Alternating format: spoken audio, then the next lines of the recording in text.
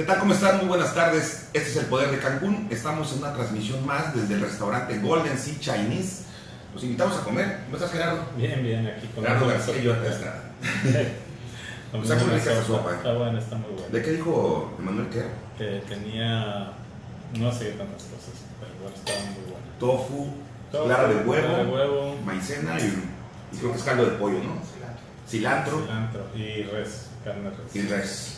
Pero está muy buena. Muy buena, está muy rica. Pues aquí, Un tema más. empezando la semana, una semana que, digo, en lo local tiene sus temas, en lo nacional empieza hoy con el anuncio de la firma del, pues ya no del TLC, porque pues ya esto ya no es un tratado de libre comercio Como tal, ¿no? como lo planteamos de Norteamérica.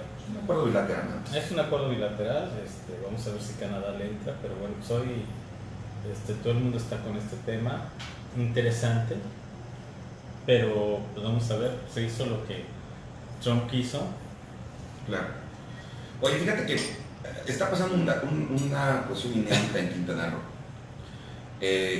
Yo nunca había visto, no sé si tú en alguna ocasión lo llegaste a ver, que en un escenario político a tan temprana, vamos a llamarle así, tan temprana edad administrativa, pues un gobernador de pronto, pues le crezcan los posibles sucesores, ¿no?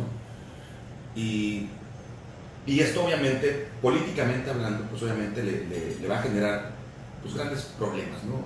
Yo así lo veo. Yo creo que sí lo habíamos visto en ¿Cuál? algunos casos, siempre de acuerdo que la elección federal intermedia en este caso le tocó en el segundo año, casi el segundo, casi tercero, pero la elección federal intermedia hace que salgan los sucesores. ¿Por qué? Porque están los candidatos a diputado federal, principalmente los candidatos al Senado. Sí, pero no con tanto poder como ahora. No, yo creo que siempre los tenían controlados los gobernadores a sus posibles sucesores. Eso es diferente, pero bueno, a eso me refería. Eso es diferente, ¿no? Pero incluso creo que el gobernador que pudo alargar más su sucesión, aunque le salió bastante complicada, fue Félix González. Sí. Él alargó la sucesión al darle la candidatura a senador a Pedro Joaquín, que ya había sido su gobernador, entonces pues alargó en ese momento la sucesión. Y Sí, porque cualquiera que se hubiera quedado en esa posición le podía representar. Exactamente, entonces él alargó, en el caso de Beto, pues la elección federal intermedia, pues ganaron todos y él controlaba perfectamente a sus en aquel momento posibles sucesores, que eran muy notoriamente a Carlos Joaquín y Roberto Borges. No, eso fue después, no me refiero a con Beto. Con Roberto Borges. Me refiero a que, bueno, ahí ganan la intermedia, la federal, ganan todas las diputaciones, el PRI, y él controla a los aspirantes que existían, pero ya existían. Sí estoy de acuerdo, yo creo que más que el tiempo, hay una circunstancia distinta, porque hoy los que se supondrían más fuertes candidatos a suceder al gobernador Carlos Joaquín, no son de su partido. La realidad, lo que sucedió con Morena, por lo menos hasta este momento, bueno, es una realidad política que es innegable. La fortaleza que tiene ese partido ha hecho que quienes estén en ese partido, quienes militan en Morena, los candidatos de Morena que ganaron, pues tengan una posición en esta, pues yo no le llamaría sucesión adelantada, pero en esta aspiración adelantada muy sólida, ¿no? Y lo interesante es que todo esto resulta, o sea, lo hemos venido diciendo desde el primer programa que hicimos, de una realidad política diferente. Es que mira, Gerardo, el gobernador siempre ha sido una figura que tiene los hilos del poder en todos los ángulos, partidistamente, obviamente electoral y por supuesto en cuestión de gobierno. Con Carlos Joaquín las cosas han sido diferentes. Desde que él entra, él no se ocupa por tener el control absoluto. Incluso hasta reparte o comparte el poder con quien se le conoce como su asesor principal, que es Juan de la Luz. Y confía obviamente que se gobierne con este discurso de democracia y de libertades, Que era muy necesario en ese momento. Sí, por toda la represión que hubo, ¿no? Por todo lo que veníamos viviendo desde antes, ¿no? Pero y la ecuación parecía muy acertada, porque incluso con los medios de comunicación hubo un trato pues un poco rígido. Vamos, los primeros meses de gobierno de septiembre a diciembre no se hicieron convenios de publicidad con ningún medio de comunicación. Tal vez en lo oscurito a lo mejor con algunos, pero que yo sepa con ninguno. Y eso obviamente creó una crisis económica, sobre todo para los propietarios de medios de comunicación. Y también algunos presidentes municipales, como Alberto Estrada o Laura Fernández, llegaron a decirnos que el gobernador les mandó decir que no hicieran convenios con los medios de comunicación. Tú sabes que el poder político va ligado con el poder periodístico. O sea, finalmente requiere el gobierno de los medios de comunicación. Todo parecía que estaba muy bien la ecuación porque pues iba bien, iba marchando bien. O sea, de alguna manera nadie se rebelaba, de alguna manera no había exabruptos, no había confrontaciones, había inconformidad nada más. Pero hasta ahí. Pero había una realidad también, o sea, partíamos de un sexenio que había terminado en el que todo salió por eso, terriblemente mal. Pero eso es en cuanto a los medios. Partidistamente. No, en todos sentidos, lo social, en los medios. Partidistamente, Carlos Joaquín no agarra el liderazgo de ningún partido. Porque no llega, porque sí lo puede hacer, sí lo pudo haber hecho. Pero pudo haberlo hecho por el PRI, porque el PAN no existe. No puedo esperar. Estamos hablando de cuando empezó. Por eso, no. Cuando empezó, en lugar de quitarle el poder a Eduardo Martínez Arcila, lo empodera aún más, que es el que realmente es el dueño de la franquicia en Quintana Roo, del PAN. Pero es una franquicia muy... No importa, pero finalmente es un coto de poder político. Y ahorita tienen el Congreso en sus manos. No asume el poder tampoco en el PRD, se lo cede a Julián Ricalde, vía Jorge Aguilar Osorio, y así. En el PRI no le interesa tampoco tener el control, y obviamente quien lo tiene hasta ahorita es Félix González Canto, ¿no? Su ex gobernador de Quintana Roo. Evidentemente. No sé si lo tengo ahorita. No, yo sí, bueno, pues según los datos que yo tengo, yo creo que sí lo tiene. tiene. Lo que queda. Lo que quede. Estamos hablando de lo que quede. Porque de los tres partidos de los que acabamos de hablar, Félix no solamente tiene al PRI, también tiene al Verde. Por eso, bueno, y súmela de los 4 partidos que existen que acabamos de hablar, son 4 partidos que no haces. Pero eso no es lo relevante. Aquí lo importante es que él no asume el liderazgo ni el control de ningún partido político. Estoy de acuerdo, Jonathan, pero tendríamos que entender la razón por la cual... Por eso, ahorita vamos con la razón. Estoy explicándote que él no asume el poder, no agarra el control de ningún partido político, no agarra el control de las instituciones electorales. O sea, estamos hablando de lo que comúnmente era, y eso empoderaba fuerte a un gobernante, a cualquiera. Los antecesores todos lo hicieron. Hendrix quizá tuvo una falla al principio porque no tuvo el control del PRI. Después ya fue que logró obtenerlo ya en la segunda mitad de su gobierno, pero al principio no, también tuvo un vacío. Acuérdate que le quitaron la dirigencia estatal del PRI, que fue cuando la ganó Carlos Hernández Blanco. Pero bueno, no asume tampoco el control de las instituciones electorales. Y en su gobierno, obviamente, pues él tiene que manejar una crisis financiera muy fuerte que le deja a su antecesor o sus antecesores, lo cual obliga a no poder hacer también mucha obra pública o no hacer obra pública. Todo esto le representa, obviamente, un gran descalabro en el poder político. Sí, más yo le sumaría una... Súmale todo lo que quieras. Y a lo que me refiero en el contexto, él llega no con la estructura de ninguno de estos partidos, ni del PAN ni del PRD, porque no existían ni servían para nada. Llega por el hartazgo que había en torno al gobierno de Roberto Borges, por un cansancio que había en torno al PRI, o sea, que ahí se vio y que se acaba de ver peor todavía ahorita en esta elección, ¿no? Entonces, él también llega en un momento, yo creo que es que no quiero ir al cliché del hombre y su circunstancia, pero a final de cuentas, en ese momento del país, lo que pedía la sociedad civil, lo que pedían los medios a nivel federal, los medios a nivel local no, pero bueno, que también coincido contigo en algunas cosas de eso, pero bueno, eso sería como para otro programa, ¿no? ¿Qué tan útiles son realmente políticamente? Yo lo mencioné como por algunos y tal, pero bueno, o sea, llega en un momento en el que la sociedad está pidiendo un cambio, una modificación, que no haya un control de las estructuras electorales. Eso estamos hablando de hace 2 años, ¿eh? Y hoy vamos a tener un presidente por el que votaron 30 millones de mexicanos y por el que, bueno, que está haciendo absolutamente lo contrario. Todo lo contrario, o sea, cambiamos así, o sea... Pero porque el poder así es. Pues sí, pero la circunstancia así es.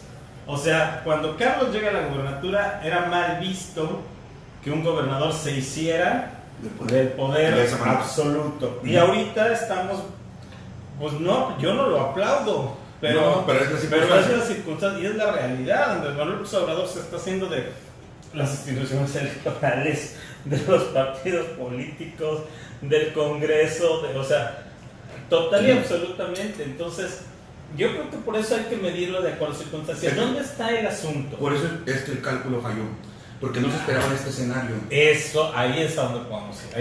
Ahí es donde sí creo que tenemos que llegar. Por eso el empoderamiento de figuras como Maribel Villegas, la 5 partidos. De Luis Alegre. Un saludo, Maribel. Me preocupan las... Al rato te va a llamar. Lo que aquí se comenta, pero bueno. El de Luis Alegre. Que por cierto, Maribel ya está haciendo muy buenos spots, Está bien enfocada en lo suyo.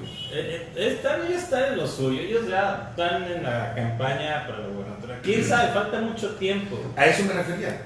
Por eso yo sí que es que mira, por eso toda la explicación que estaba dando. ¿Cómo funciona el poder político en nuestro país?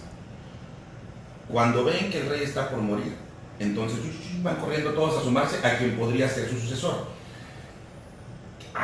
En este tiempo, o sea, 4 años todavía de que salga Carlos Joaquín, ya se está dando ese fenómeno. Y yo creo que es equivocado. Y lo percibimos en los medios, sí. Y lo percibimos en los medios, principalmente en los medios yo lo he percibido, como ya dan por hecho que todo tiene que ver con Tabasco y con Morena. Y lo de Tabasco tiene una doble acepción, y me refiero a Arturo Abreu, y me refiero a Morena por muchas razones, ¿no? O sea, yo creo que es erróneo, pero bueno, cada quien le juega las apuestas que le quiere jugar. O sea, yo creo que el problema de Carlos Joaquín, del gobernador, en la parte política, tiene que ver, y repito, con lo que hablamos desde el inicio de este programa, es con quién y cómo enfrentar una realidad como esta, tan compleja. O sea, hoy, te lo estaba comentando hace rato, hoy tuvieron todos los gobernadores del país en la CONAGU una reunión con Andrés Manuel López Obrador y se plegaron. O sea, todos le tendieron la alfombra. Le dijeron, o sea, nadie le reclamó abiertamente, ni le rechazaron el tema de los coordinadores estatales. Que tanto han dicho en los públicos. Que en privado te dicen, bueno, no, es algo que va a ser terrible. Y claro, sí lo va a hacer. Y sí lo va a hacer, o sea, eso sin duda lo va a hacer. Pero no es un tema dado, sentado. Pero a lo que me refiero es, o sea, contra esta realidad, ¿cómo lo vas a enfrentar? Por eso, y le sumas eso, todo lo que hemos hablado en los otros programas, le sumas eso, le sumas que hace falta un gran impulso a la imagen del gobernador, que le hace falta una depuración de gabinete, que hace falta que él asuma el control de algunas cosas que a lo mejor no ve bien que deba controlarlas, pero las tiene que controlar, porque si no, o sea, yo en lo personal creo que lo que hace falta es que asimile él y su equipo, incluyendo al superasesor, que comprendan perfectamente el nuevo escenario, que es un escenario muy complejo.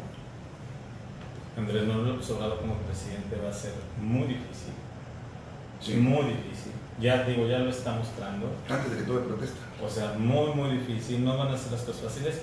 Y sí, Andrés Manuel, ¿por qué va en el 19? Por los congresos locales. Claro. O sea, y van a luchar por el congreso local aquí y por la cercanía de esta elección hacia esa. Es que a eso me refería precisamente. Si no tienes el control político del Estado, ya perdiste presidencias municipales importantísimas, como Cancún, bueno, Benito Juárez, que es Cancún, y Playa del Carmen, que es Soleil.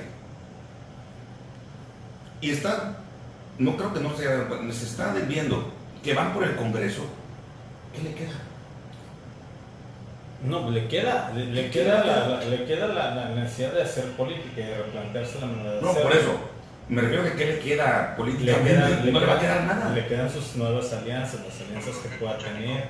Tiene buenas alianzas, sí, claro, pero... Las alianzas que pueda hacer, los candidatos que puedan meter. Pero entonces no va a gobernar. No lo sé, yo creo que más bien tiene que gobernar para que esas alianzas sean muy sólidas. Y tiene que gobernar junto con un equipo que no lo veo en este momento, pero con un equipo que entienda esto y que no esté pensando en yo voy a hacer el que suceda a mi jefe. No, ahorita, o sea, los únicos que pueden estar pensándolo porque tienen el timing a su favor están en Morena. Sí. Quizá el único que no está en Morena que tiene un timing a su favor es Pedro Castillo Terán en Cozumel, pero también es muy...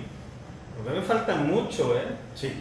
Y puede haber un desgaste muy fuerte y... Se tiene que deshacer de esas personas que realmente no le suman y que le restan mucho, como Eduardo Martínez así le decía en el Congreso.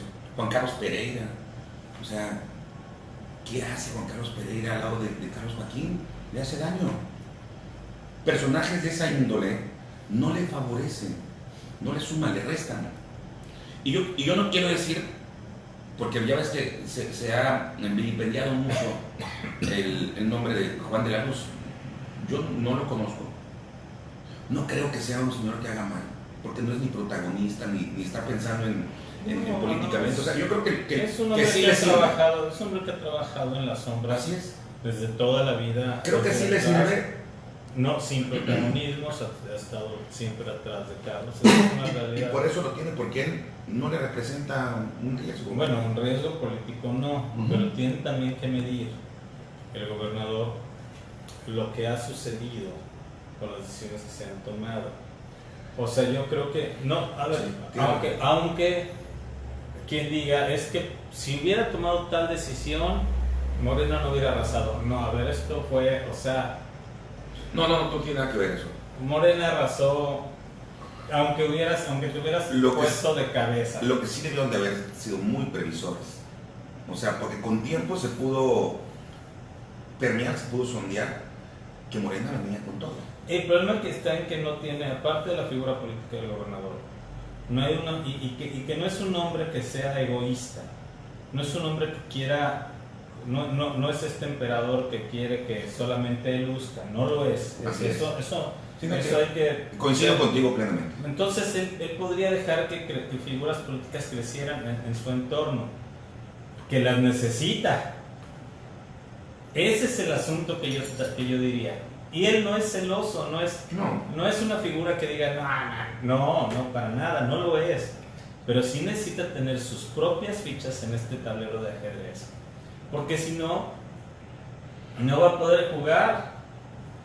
De eso se trata. Ese es el tema más bien. Eso sí, ahí es donde digo, o sea, del otro lado ya le crecieron los enanos y tal, o sea, por una realidad, por trabajo propio, por una circunstancia, por lo que querramos, ahí están. Mira, tiene una gran ventaja.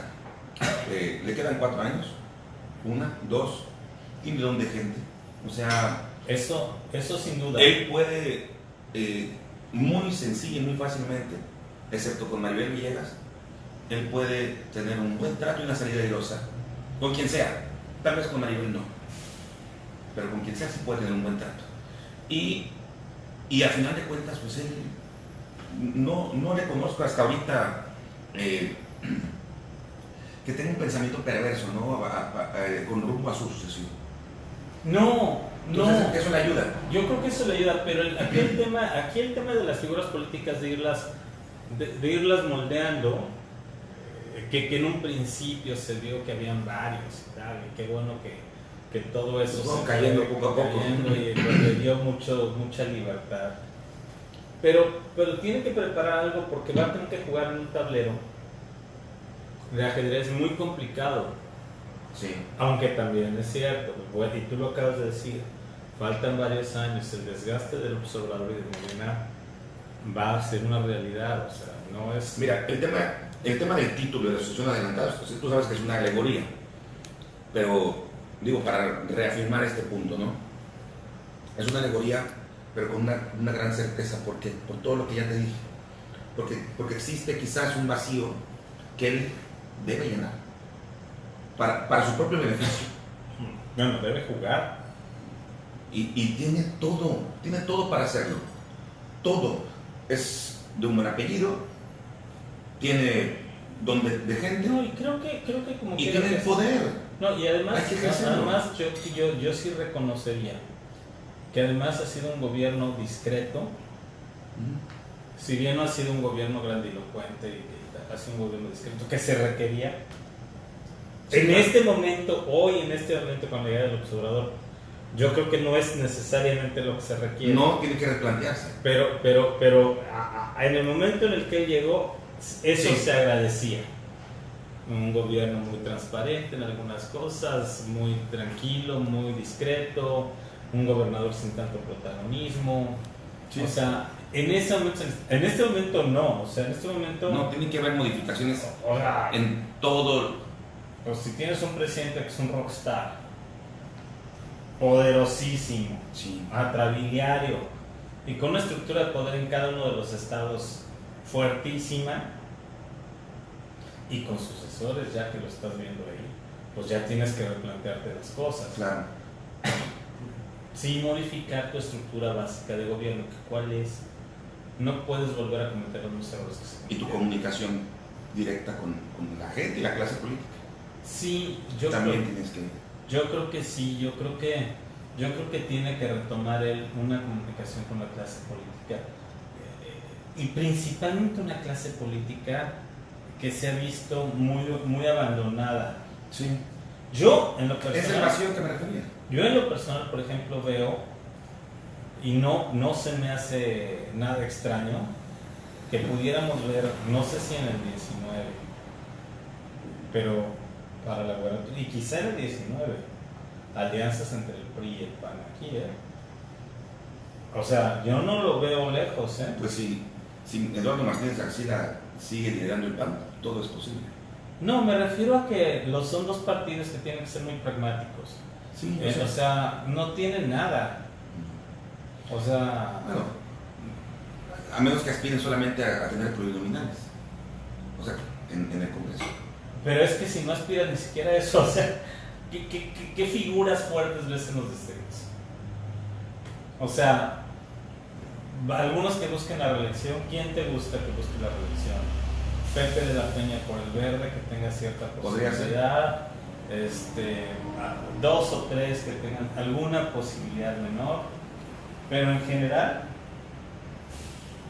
o sea, a quien Morena meta, le puede ganar. O sea, tiene que buscar nuevas figuras y tiene que tener nuevas alianzas que sorprendan. O sea, esto tiene que ser así de sorpresivo como fue Morena, así de sorpresivo tiene que ser. Así, de ese tamaño, O sea, lo que quede del PRI, que le cambien el nombre, lo que sea. ¿Tú crees que le cambien el nombre? Yo creo que sí va a haber una reestructura completa de este partido. Tiene que haberlo. O sea, y es un asunto de marca, claro, porque la mona de vista de seda, pues no se queda. Tiene que haber un cambio en la estructura interna del partido y en las formas y en muchas cosas. Pero yo sí creo que tiene que y se puede replantear desde una serie de alianzas diferentes. El gobernador necesita aliarse con todo lo que no quede con dentro del modelo. Afortunadamente no tiene partido. Entonces, Ese es- incluso podría, de una manera muy hábil, hasta podría poner los candidatos de Morena para el Congreso. Con una habilidad. Sí, pero tendría también que entender que eso es ceder el poder. O sea, es que es precisamente o sea, el meollo del asunto. Es ceder el poder a un tema, a un costo. O sea, sí. Ese es el meollo del asunto. Por eso dije, a ver, el cálculo al principio del gobierno sonaba congruente. Mira, yo empecé a medir. Todos los gobernadores cuando empiezan en su gobierno, todos empiezan fortalecidos y procuran estar muy fuertes en todos los sentidos, ¿no? Por eso incluso también tienen muy buenos aliados en los medios de comunicación para resaltar su imagen, ¿no? Con Carlos no. Con Carlos parecía que era al revés. Porque decía, anteriores fortalecidos y al finalizar, o sea, en la recta final, bajaban sus niveles de aceptación, ¿no? Con Carlos parecía que era al revés, parecía que al principio no le importaba que su imagen estuviera fuerte, no le importaba que aquellos que votaron por él de pronto se desencantaran, y quizás pensaba que en la recta final precisamente iba a ser lo contrario, iba a fortalecerse. Podría ser, pero con el nuevo escenario político nacional, yo le veo muy complicado. A ver, pero es que yo vuelvo a lo mismo que te decía hace rato. O sea, yo veo a Carlos de hace 2 años en un escenario político muy distinto al que es hoy. En un estado cansado y agotado por los excesos y por el protagonismo. Y hoy en un momento muy diferente. Hoy el protagonismo lo daba. Hoy necesitamos tener un gobernador muy fuerte. ¿Por qué? Más allá de si sea protagónico o no, porque vamos a tener un presidente no fuerte, muy antidemocrático. Que todos los días le habla a los mexicanos por redes sociales. No, y no solo eso, y que toma decisiones que están realmente afectando. O sea, y que te van a afectar de manera muy, muy dura. O sea. Bueno, eso todavía está en veremos, ¿no? Hasta ahorita no ha afectado en nada. Se supone que podría afectar. Pues porque no ha hecho así, o sea. Por eso. Hasta ahorita no ha afectado. Anunciado. Anuncia y nosotros me voy a sumar en el conglomerado, lo vemos como una posible afectación, pero aún no sucede. Bueno, eso es Vamos cierto. a ver qué pasa, ¿no? Eso es cierto, pero en esta realidad este es un gobernador muy sólido. Sí. Este es un gobernador que lucha por participar en ese juego de ajedrez. O sea, y que tenga sus fichas fuertes. Si no, o sea, es que si tienes yo sí el escenario lo veo con Morena controlando el Congreso, controlando el Senado. Imagínate controlando el Congreso local. O sea, ¿qué les queda? ¿Qué te queda? O sea, esa fue mi pregunta hace un rato. No. ¿Qué te queda? No, ahí sí, o sea. Y obviamente con personajes como Luis Alegre, como Pedro Joaquín del Bois, como Maribel Villegas, que ya en el poder, pues obviamente ellos van a empezar a hacer campaña para la gobernatura a 4 años del gobierno. O sea, de que termine la administración. A eso yo le llamo sucesión adelantada. Sí, coincido, sin embargo, creo que no es la primera vez que nos sucede. No, el escenario sí es totalmente diferente. Sí, mira, vamos a poner el pasado inmediato, ¿no? Cuando Roberto Borges decide que José Luis Cheneto Toledo iba a ser su sucesor, pues obviamente cuadra todo el mundo, ¿no? Y sí, pues se empezó a mover como si fuera el gobernador, ¿no? Tomaba decisiones como si fuera el gobernador, obviamente con la venia del gobernador. Por otro lado teníamos también a un Mauricio Góngora, que también estaba haciendo lo propio, también con la venia del gobernador. Pero también teníamos a un Carlos Joaquín que desde la Ciudad de México sí, claro, estaba ejerciendo también el poder. Pero de alguna forma, si tú quieres, dictatorial, autoritaria o como sea, pues Roberto Borges mantenía cierto control. ¿Por qué? Porque pues ni Carlos podía ser tan abierto, ni tampoco Chanito podía sublevarse, ni Mauricio, o sea, tenía cierto control. Claro, su destino ya estaba marcado por sus decisiones equivocadas, ¿no? Pero fue justo en la recta final de su gobierno cuando empezaron a crecerle los que iban a ser sus posibles sucesores.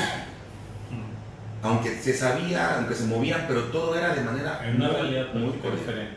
En una realidad política diferente. Claro. O sea, eso es a donde yo quiero ir. O sea, Totalmente hay diferente. que medir las cosas de acuerdo al escenario en el que estamos. Y el escenario en el que estamos es un escenario muy complejo, muy distinto. El Estado, Quintana Roo, el Estado que vimos hace 2 años que él llegó, pues, no es el mismo de hoy. No, no es el mismo. Pero bueno, esperemos que, pues que se remonte el gobernador con nuevas acciones diferentes. Tiene que adoptar obviamente una posición. ¿Coincides conmigo? No sé, o yo coincido contigo más bien, que tú lo dijiste hace un momento. Tiene que adoptar una posición en donde se tiene que comunicar más con la gente y hacer nuevas formas, ¿no? Yo creo que más que, además de comunicarse con la gente, yo creo que más bien tiene que asumir la política en el escenario en el que le toca vivir. Claro. Eso es, entre todo eso está la comunicación, entre todo eso están muchas cosas. Pero el escenario que le está tocando vivir es un escenario que nadie, bueno, los presidentes en el clímax del priismo eran autoritarios y tomaban todas las decisiones, pero los gobernadores eran de su partido. Claro.